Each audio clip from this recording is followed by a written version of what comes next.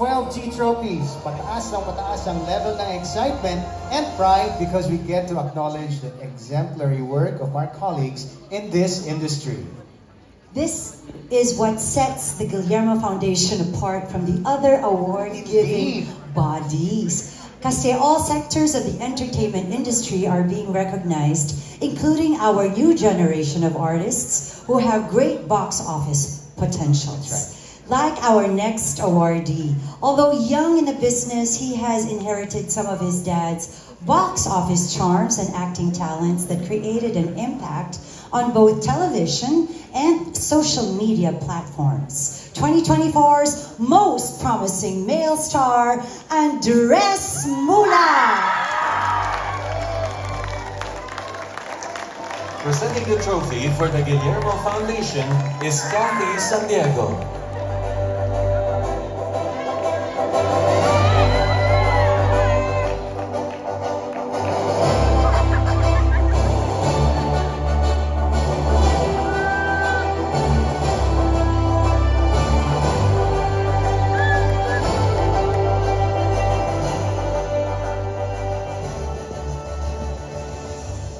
Good evening, everyone.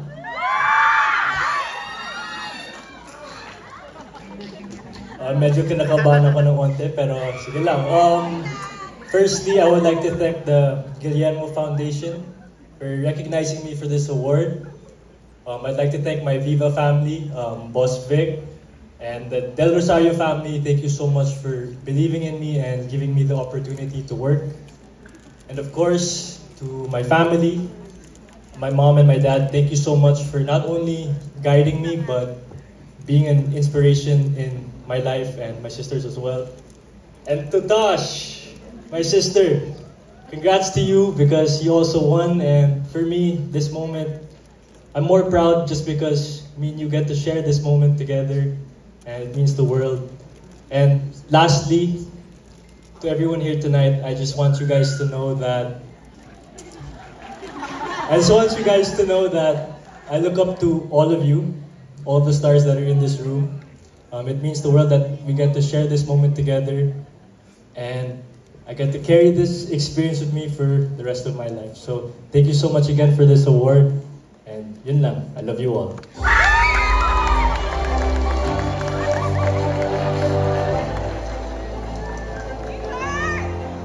We really can't ignore the fact that both our promising male and female stars have acquired their showbiz genes from their parents, who happen to be two of the most talented artists of movies and television.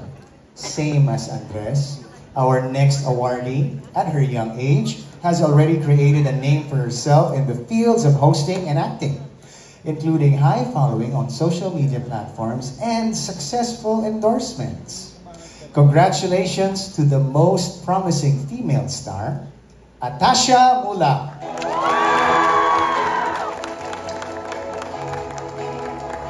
Presenting the trophy for the Guillermo Foundation is Rosalina Yacob.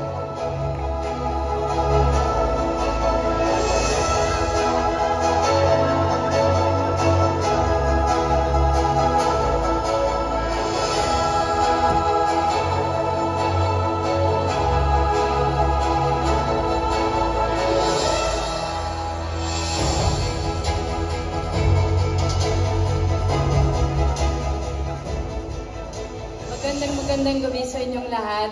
Good evening to everyone. I just wanted to say a big thank you to the Guillermo Mendoza Foundation for this recognition.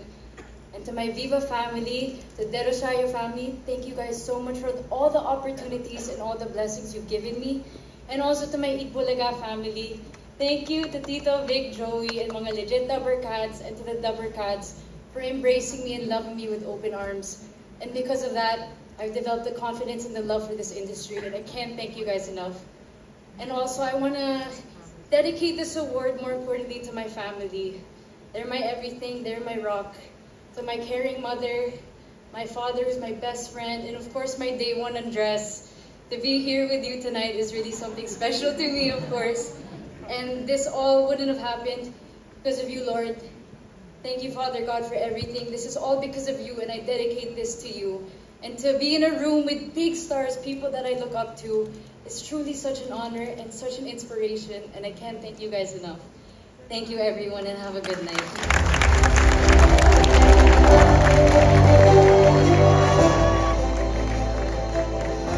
At this point, we will recognize the best actors in the field of comedy.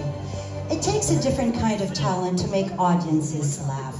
Mas marami di ba nagsasabi na mas mahirap daw magpatawa kesa magpaiyak. Sabi nga. Oo. Matagal na nating na-miss ang ating next awardee, but definitely, he has made us laugh through the decades and came back strong with his recent sitcom, Dapper's Family. The Comedy Actor of the Year, Roderick Paulate. Presenting the trophy for the Guillermo Foundation is Engineer Rick Santiago.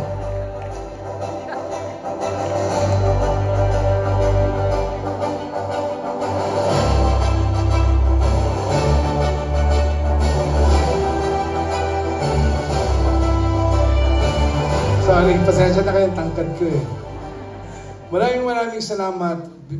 Above all, siyempre, thank you very much to my Savior, Jesus Christ, sa binigay niyang ito. At nagpapasalamat ako sa Guillermo Foundation, Guillermo Memorial Awards. Maraming salamat. And I'd like to share this award with the cast.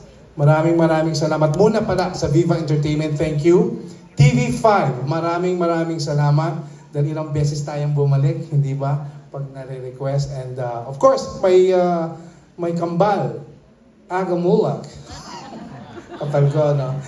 Thank you, Aga, Arshilene, my best friends, and Tash, and Andres, and of course, Tita Ses, Bayani, and our director, Danny Caparas. And also, Randy Reyes, our writer, and the creative group. Maraming salamat po. Malaking bagay ito sa akin. At patuloy po tayong magpapasaya at magpapatawa. Katulad po ng idol nating si Vic Soto, na walang kupas, na lagi pong #1. Kaya gagayahin natin yan.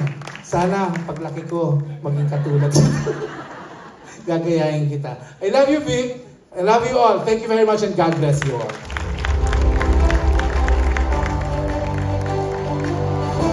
When it comes to making people laugh, our next awardee is surely a diamond. For more than 5 decades, she has been one of the comedy queens of movies and television. From her younger John and Marcia days to her most recent sitcom, 3-in-1, she will always be deserving of the crown for Comedy Actress of the Year. Congratulations, Diamond star Maricel Soriano.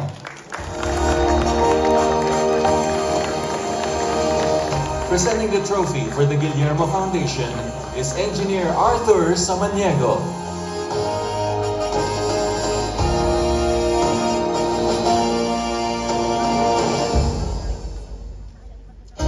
Thank you very much, Guillermo, once again. Awards, and of course, masaya-masaya ang kaibigan natin, kaya lang po, meron lang siyang previous appointment. Pero late na po niyang sinabi sa akin. But anyway, thank you very much at alam ko pong na masaya-masaya sa award ito. Thank you very much in behalf of Maricel Soriano.